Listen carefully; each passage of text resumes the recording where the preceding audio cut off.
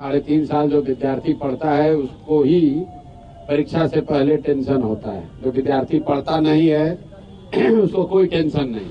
उसको मालूम है कि पढ़े ना पढ़े हमको फेल ही होना है। जो पढ़ता है वो आदमी टेंशन में रहता है कि भैया हम पढ़े हैं और हमारा परीक्षा अच्छा हो। मेरी समझ से आज बिहार के लोगों के राजनीतिक बंधुआ मजदूरी के खत्म होने का ऐलान हुआ है। ये चुनाव की तिथियों की घोषणा नहीं है, बिहार के बच्चों के भविष्य के सुधार की शुरुआत होने की तिथि की घोषणा है। क्योंकि इस बार बिहार जाति धर्म नाली गली मोदी नीतीश लालू प्रशांत किशोर के लिए नहीं, अपने अपने बच्चों के लिए वोट करेगा, अपने बच्चों के पढ़ाई और रोजगार के लिए वोट करेगा, बिहार में बदलाव के लिए वोट पड़ेगा और उस शुरुआत के लिए वोट पड़ेगा जिस सपने को लेकर हम लोग यहाँ आए हैं कि आने वाले 10 साल में इस देश के 10 अग्रणी राज्यों में बिहार को शामिल कराएं। एक ऐसा भी दिन आए जब यूपी पंजाब हरियाणा गुजरात महाराष्ट्र से लोग बिहार में नौकरी मजदूरी करने आए। वैसी व्यवस्था बनाने के लिए वोट पड़ेगा। कोई कितना भी प्रयास कर ले ये परिवर्तित होने वाला नहीं है। 2 चरणों में चुनाव की घोषणा है। बहुत बेहतर है। पहले जो बिहार में 4 चरण 5 चरण में जो चुनाव 2015 में हुआ था, पिछले बार चुनाव 3 चरणों में हुआ था, तो ये कहीं ना कहीं लोगों का मानना है ये कई चरण के जो चुनाव होते थे कि उस समय मोदी जी का जलवा होता था और भाजपा के लोग कई चरणों में चुनाव इसलिए कराते थे ताकि ज्यादा से ज्यादा मोदी जी आए और प्रचार करें।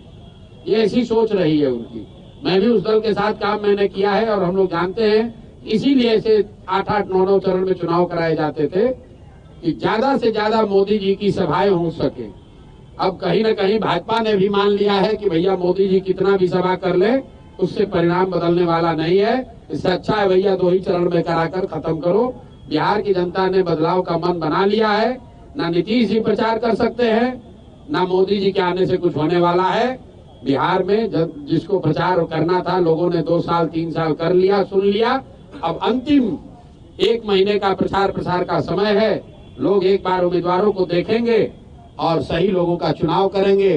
जनसुराज ही एकमात्र ऐसा दल है जो कह रहा है कैमरे पर कि मेरे भाई एक बार संकल्प लो, अपने बच्चों के लिए वोट दो, सही लोगों को जिता कर लाओ।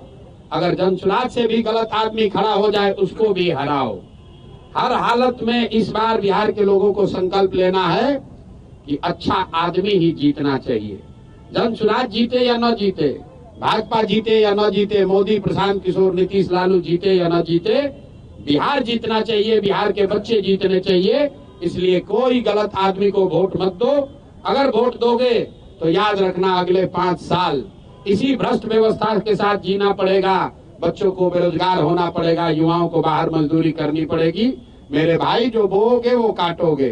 तो ये मौका है बुआई का। बढ़िया लोगों को जिताइए, जो अच्छा लगता है उसको जिताइए, तभी आपका और आपके बच्चों का जीवन सुधरेगा। बिहार में आम आदमी पार्टी ने अपने उम्मीदवारों की पहली सूची जारी कर दी है। आपसे पहले बाजी मार ली आम आदमी पार्टी। अब ये कोई पार्टी है? बहुत लोग बसपा वालों ने भी जारी कर दिया है, मीम वालों ने भी जारी कर दिया है। भाई यहाँ 3 सीधा त्रिकोणीय मुकाबला है। लोग महागठबंधन के उम्मीदवारों के बारे में पूछ रहे हैं, लोग एनडीए के उम्मीदवारों के बारे में पूछ रहे हैं और उससे बढ़कर लोग जनसुराज के उम्मीदवार का इंतजार कर रहे हैं। बाकी जितने लोग हैं उसका कोई मतलब नहीं है। 100 में 90-95 वोट इन्हीं 3 गठबंधनों में बंटना है, इन्हीं 3 पार्टियों के बीच में बंटना है। तो लोगों को चुनाव करना है, लोगों ने तय कर लिया बदलाव करना है। तो भैया भाजपा एनडीए तो गई, अब उनको चुनना है कि या तो 15 साल की जंगल राज की व्यवस्था को वापस लाना है, आकि नई व्यवस्था जनसुराज को बनाना है। निर्णय जनता को करना है। इस चुनाव को प्रशांत किशोर कितना चुनौतीपूर्ण मानते हैं? प्रशांत किशोर सारे चुनाव को चुनौतीपूर्ण मानते हैं। पढ़ाई, परीक्षा, चुनाव, युद्ध, ये इसको कम चुनौतीपूर्ण मानने वाले लोगों की हमेशा हार होती है। हम लोग सारे जो भी सामने चुनौती है उसको सीरियसली लेते हैं, उसके लिए ईमानदारी से प्रयास किया है और जो प्रयास किया है वो समाज के सामने है। अब समाज पर है। अब हमारा जो प्रयास था वो करीब करीब अंतिम चरण में है। जन सुराज का प्रयास अंतिम चरण में है। अब प्रयास के ऊपर विचार करके वोट देने का काम बिहार की जनता को करना है। जीत हार प्रशांत किशोर की नहीं होनी है, जीत हार जन सुराज की नहीं होनी है, जीत हार बिहार के लोगों की सोच की होनी है कि आप अगर अच्छे लोगों के साथ खड़े हैं कि आप गलत भ्रष्टाचारियों लुटेरों के साथ रहना चाहते हैं, बिहार की जनता को तय करना है। कई लोग जन सुराज की जैसे चर्चा ही आप प्रत्याशियों के नाम का ऐलान कीजिएगा वैसे ही आपकी पार्टी में भगदड़ मचेगी। भाई ऐसा है, विरोधी पिछले 3 साल से कुछ न कुछ कहे ही जा रहे हैं। अरे देखिए कितना दिन पैदल चलेंगे तो इनके साथ कोई नहीं आएगा। लोग आने लगा तो कहा अच्छा अभी आ रहा है, दल नहीं बनेगा। दल बन गया तो कहा अब बिखरने वाला है। जब दल में भीड़ आ गया तो कह रहा है भीड़ आ रहा है लेकिन वोट नहीं करेगा। जब भीड़ आ गई तो उसके बाद फिर कहने लगा कि अरे भैया इनको प्रत्याशी नहीं मिलेगा। जब उनकी आशा अपेक्षा से ज्यादा प्रत्याशियों की भीड़ लग गई तो कहता इतना ज्यादा प्रत्याशी है कि अब विस्फोट हो जाएगा। एक भी आदमी कहीं छोड़कर नहीं जाएगा, आप चिंता मत कीजिए। कई लोग जन सुराज की जब भी चर्चा कर रहे हैं तो इस तौर पे कर रहे हैं कि जन सुराज जो है वो नुकसान पहुंचाएगा। किसी खास तौर से पहले महागठबंधन की चर्चा हो रही थी, अब ज्यादा चर्चा इस बात की हो रही है कि एनडीए को नुकसान पहुंचाएगा। तो वाकई किसको नुकसान पहुंचाएगा? दोनों को नुकसान पहुंचाएगा। कितना नुकसान? गणित आप समझ लीजिए, पिछली बार दोनों गठबंधन को मिलाकर 72% वोट पड़ा है।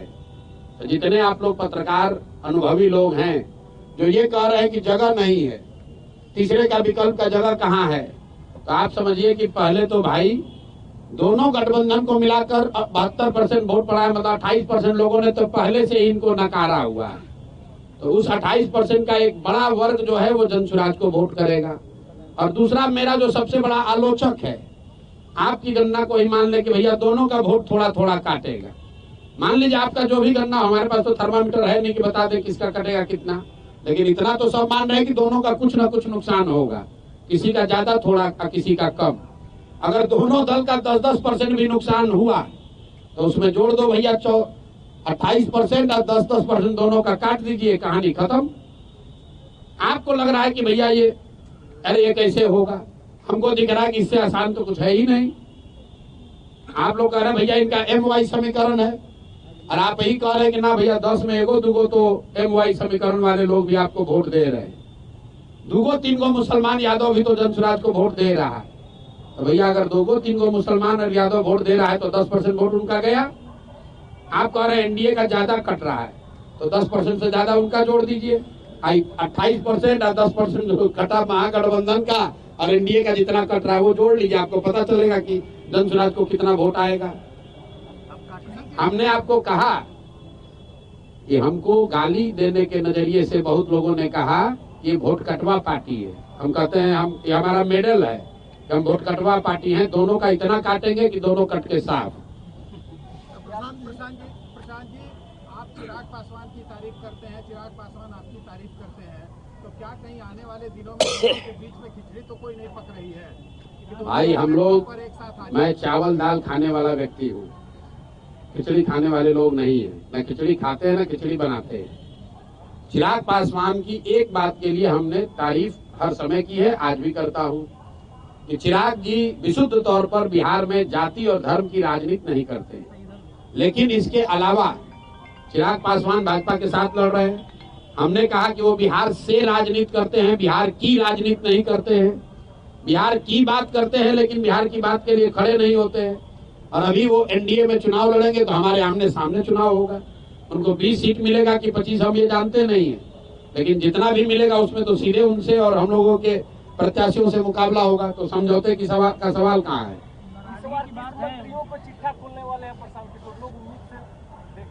यार लोग चुनाव देख रहे हैं कि चिट्ठा खोलना देख रहे हैं? अब देखिए प्रशांत किशोर की जन सुराज की ताकत। चुनाव से ज्यादा इस बात की लोगों को चिंता है कि प्रशांत किशोर किसका चिट्ठा खोलने वाले हैं। जो सबसे बड़े चोर है उनका चिट्ठा फिर खोला जाएगा। आप लोग भी कुछ खबर है तो दे दीजिए, आपका भी शामिल कर लेंगे उसी में। माननीय सांसद पप्पू यादव बताए कि प्रशांत किशोर सबसे बड़े जातिवादी नेता है। सब व्यक्ति के जवाब देना जरूरी नहीं। प्रशांत जी, आप कई बार कह चुके हैं कि पहले लड़ाई एनडीए और जन सुराज के बीच में, अभी भी कह रहे। अभी आपने कहा कि एनडीए चली गई, अभी भाजपा अरे भाई चली गई मतलब हारना निश्चित है, इसलिए कि उनका डिनोमिनेटर वोट का बड़ा है। महागठबंधन जो है उसका टोटल वोट का टारगेट ही 30-35% है। इस एमवाई समीकरण की आप बात करते हैं, वो दोनों जोड़ दीजिएगा तो मैक्सिमम 35% वोट होता है।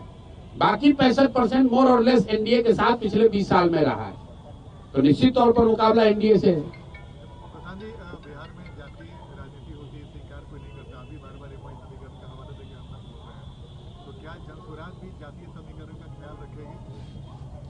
जातीय समीकरण का ख्याल रखने का मतलब क्या है? हर पार्टी के पीछे कोई न कोई समीकरण रहता है, जैसे बार बार आरजेडी के बारे हम लोगों ने समीकरण दिया है कि जो आधे हिंदू भाजपा के खिलाफ, एनडीए के खिलाफ वोट कर रहे हैं, उन आधे हिंदुओं के साथ 20% जो मुसलमान हैं, उनका जो समीकरण है, सामाजिक राजनीतिक गठजोड़ है, वही जनसुराज का आधार है। अशोक चौधरी का चैप्टर क्लोज हो गया या फिर और भी खुलासा करेंगे? थाना में सुने हैं पानी पिला पिला के मारना, सुने हैं? तो इनको पहले एक बार बोले तो ये एक 25 करोड़ में टिकट खरीदे हैं तो मानहानि का ही हमको नोटिस भेजे थे। फिर इन पर जब खुलासा हुआ ये फर्जी तरीके से प्रोफेसर बने हैं, तो आप लोग के चैनल पर आकर बोले कि प्रशांत किशोर को सुप्रीम कोर्ट तक लड़ाएंगे। फिर इन पर जब 200 करोड़ के बेनामी संपत्ति का हुआ तो हमको 100 करोड़ का नोटिस भेजे हैं। तो फिर हम बोल रहे हैं कि अभी आगे और करेंगे, तो बेचारे अब डर के मारे लिख कर कह रहे हैं कि ना, न्यायालय में नहीं लड़ेंगे, अब जनता के अदालत में लड़ेंगे। तो पानी इनको पिला दिया। जो सुप्रीम कोर्ट में लड़ने का दावा कर रहा था, वो डर के मारे कह रहा न्यायालय में नहीं, जनता के अदालत में लड़ेंगे। और जनता की अदालत में कहाँ कहीं चुनाव लड़ेंगे?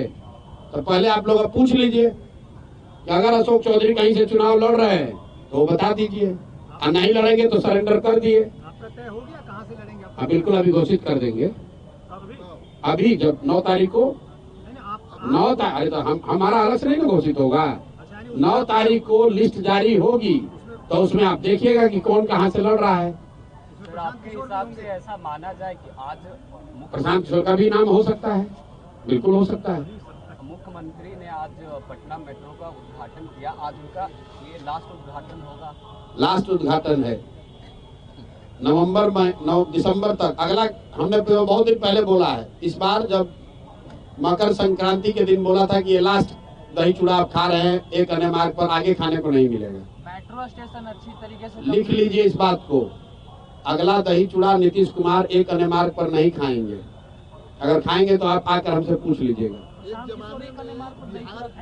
जमाने में जब लालू यादव बोलते थे तो पूरा देश सुनता, आज प्रशांत किशोर बोलते हैं तो पूरा देश सुनता नहीं, तो वोट भी मिलता था उनको। आपको भी पूरा देश सुन रहा है, आपको भी उसी हिसाब से वोट मिलेगा। देखिए, लालू जी क्या बोलते थे, क्या सुनता था, कौन सुनता था, ये मैं नहीं जानता। मैं ये जान रहा हूँ कि जो जनसुराज कह रहा है, जो प्रशांत किशोर कह रहे हैं, वो लोग इसलिए सुन रहे हैं कि लोगों की जिंदगी से जुड़ी हुई बात हम लोग कह रहे हैं। हम लोग जाति धर्म की बात नहीं कर रहे हैं। आप लोग यहाँ पत्रकार हैं, आपने कोई बिहार का चुनाव देखा जहाँ पर इतनी सरकारी घोषणा हुई हो? चुनाव के पहले सरकार ने तिजोरी खोल दिया, हर आदमी को एक तरह से सरकारी तरीके से घूस देने का कोशिश किया है। प्रशांत किशोर 1 साल से कह रहे हैं भैया चुनाव आएगा, नेता और सरकार पैसा देगी, 500, 1000, 2000, 5000 रुपया जो पैसा दे, पैसा ले लो, लेकिन इससे संतुष्ट नहीं होना। अपने बच्चों के लिए रोजगार, पढ़ाई मिले, उसका जुगाड़ कर लेना मेरे भाई। 10,000 रुपया दिया है, 1 महीना में खत्म हो जाएगा, लेकिन बच्चे को रोजगार मिलेगा, जीवन सुधर जाएगा। तो नीतीश कुमार की जो सरकार है, ये जनता से 5 बरस लूटा है, और उसी लूट के पैसे से 2000, 4000 रुपया दे के फिर वोट खरीदने की कोशिश कर रहे हैं। कहीं कोई माहौल नहीं है। लाखों करोड़ रुपया सरकार ने बांट दिया, फिर इतना होने के बाद तो हर जगह नीतीश होना चाहिए था। कोई कहीं चर्चा नहीं है, सिर्फ और सिर्फ एक ही बात अभी लेकर बैठे हुए हैं कि जातीय समीकरण है, लालू जी के डर से हमको वोट पड़ जाएगा। इसके अलावा कहने के लिए कुछ नहीं है उनके पास। प्रचार भी नहीं करने को तैयार है। 2 चरण में चुनाव हो रहा है। यही भाजपा वाले 2015 में 5 चरण का चुनाव कराए थे, 1.5 महीना चुनाव चला था।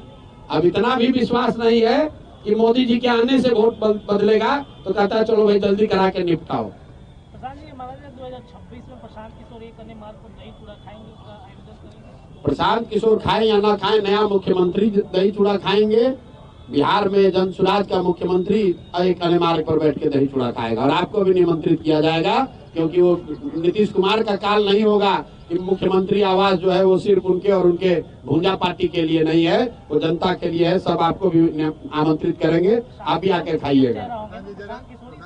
अब ये किसने बताया? अभी तो आप लोग कहे कि हम लोग को वोटें नहीं मिल रहा है, अभी आप मुख्यमंत्री का चेहरा पर आ गए। अरे भैया तस्वीर साफ अगर अभी बता दे कौन कौन चुनाव लड़ रहा है तो 9 तारीख के प्रेस कॉन्फ्रेंस का क्या मजा रह जाएगा। और 9 तारीख को देखिएगा कि कौन कौन लोग लड़ रहे हैं। प्रशांत किशोर के अलावा कई ऐसे लोग लड़ेंगे जो आप देख के सुन के कहिएगा अरे ये भी लड़ रहे हैं। 9 तारीख को आप आइए। बहुत बहुत धन्यवाद भैया। आप लोग बाइट के लिए बुलाते हैं पूरा 1 घंटा।